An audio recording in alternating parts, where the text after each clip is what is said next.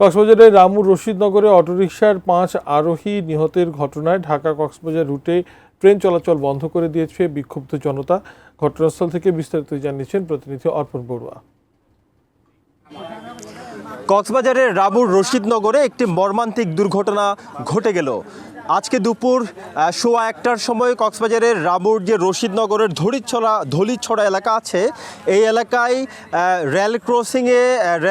Rail crossing পারাপারের সময় একটি সিএনজি চট্টগ্রামগামী একটি ট্রেনের ধাক্কায় ধুমড়ে মুচড়ে যায় এবং সেই সিএনজিতে থাকা 5 জন যাত্রী, নারী শিশুসহ 5 জন যাত্রী এবং চালকসহ তাদের মর্মান্তিক মৃত্যু হয়েছে বলে আমরা জানতে পেরেছি। এই মুহূর্তে আমি যে জায়গাটিতে অবস্থান করছি, এই জায়গাটির ঠিক অল্প একটু দূরে আমরা এই মুহূর্তে দেখতে পাচ্ছি কক্সবাজারগামী একটি ট্রেনকে স্থানীয় বিক্ষুব্ধ জনতা এই ঘটনার জের ধরে আটকে দিয়েছে এবং সেই ট্রেনে থাকা যাত্রীরা কিন্তু ট্রেন স্বাস্থ্যকর অল টাইম ফ্যামিলি কেক, সব সময় অল টাইম হেলদি লাইফ থেকে নেমে তারা বাসে করে কক্সবাজার যাচ্ছে, সেই ধরনের পরিস্থিতি আমরা দেখতে পাচ্ছি। একটু স্থানীয় মানুষের সাথে কথা বলতে চাই, কিভাবে ঘটলো, কি দেখেছেন আপনারা? গাছের কারণে, আমাদের গাছপালার কারণে এই রেলগুলো আসার সময় গাড়িগুলো দেখতে পারে না, বাড়ির জনতা দেখতে পারে না।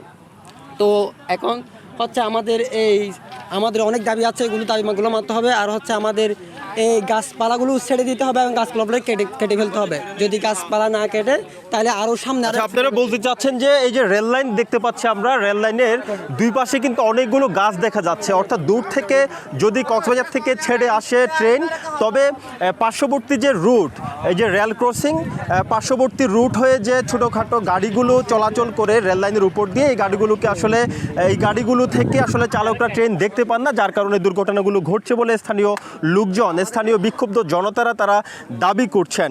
আরেকটি বিষয় জানিয়ে রাখতে চাই, এই মুহূর্তে ঢাকা কক্সবাজার যে রেল রুট, সেটি একেবারেই ট্রেন চলাচল বন্ধ রয়েছে এবং যে রেলটি কক্সবাজারগামী যে রেলটি আটকে দেওয়া হয়েছে, সেখান থেকেও যাত্রীরা নেমে ইতিমধ্যে বাস যুগে কক্সবাজারের উদ্দেশ্যে গমন করছে বলে আমরা জানতে পেরেছি। কক্সবাজারের রামুর রশিদনগর থেকে এটুকুই ছিল এখানকার রেল দুর্ঘটনার সবশেষ খবর।